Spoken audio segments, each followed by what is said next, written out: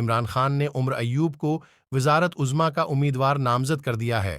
اور دوسری بڑی خبر یہ ہے کہ عمران خان نے پاکستان بھر میں احتجاج کی کال دے دی ہے۔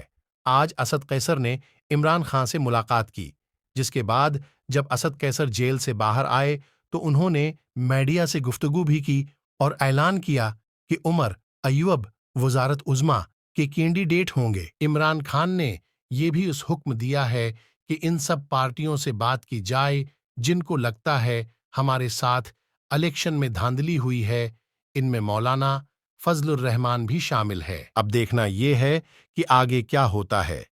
عمران خان انشاءاللہ ضرور جیتے گے۔ میرے اس یوٹیوب چینل کو سبسکرائب کریں۔ شکریہ، اللہ حافظ۔